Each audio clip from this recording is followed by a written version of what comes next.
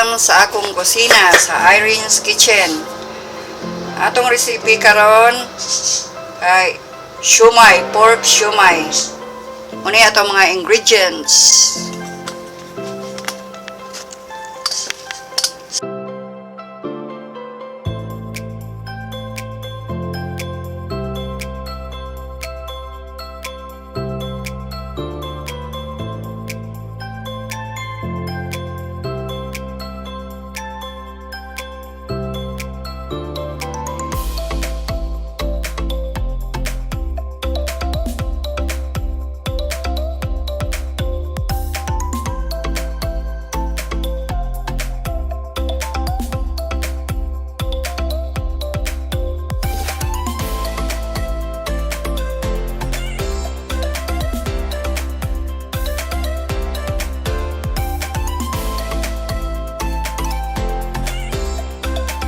First procedure, i-mix natin ito.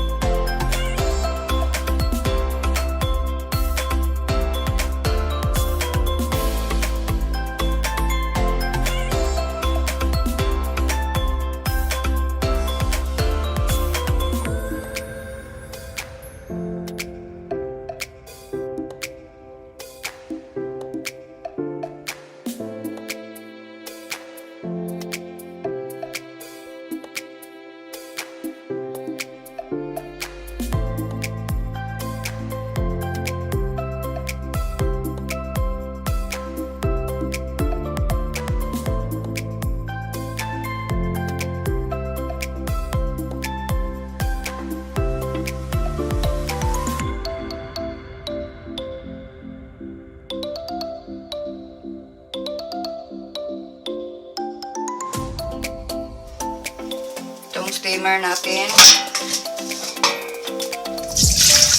Itong 4 cups na water. Aking ito ang ginagamit ko. Madali lang yun. Para hindi dumidikit yung wonton paper natin. Balutin na natin. Ito. Isang kutsara lang. Tama na yung isang kutsara.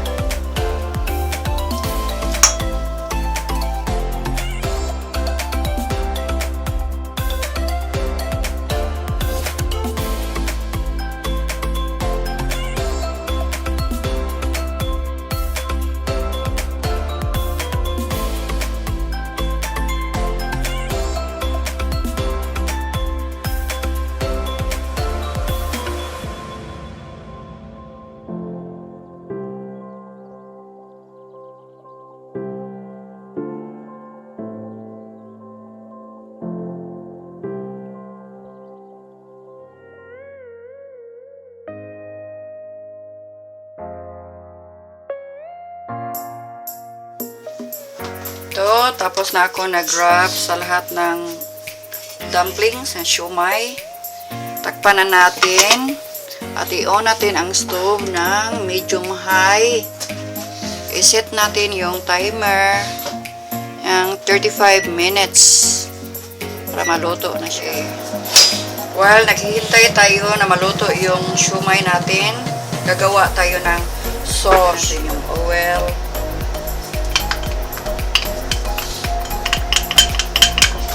Itong soy sauce.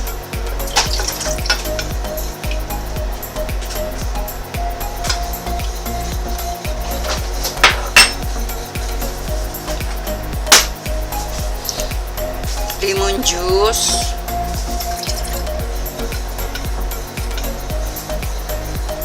Sa Pinas, ang ginagamit natin ay yung limoncito sa Cebuano.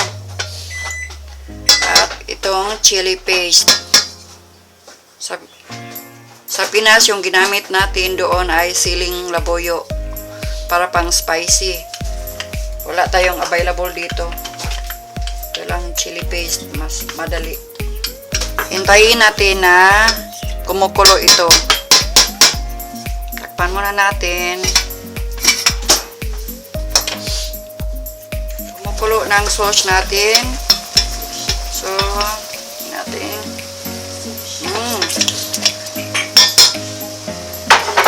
ready na siya.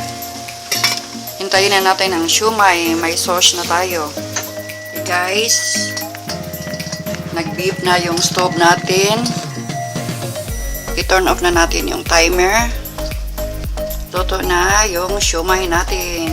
Ito, guys. Luto na siya. Okay, huwag kakalimot sa pag-like, share, subscribe sa among channel. Daghang salamat sa uulitin. More videos soon.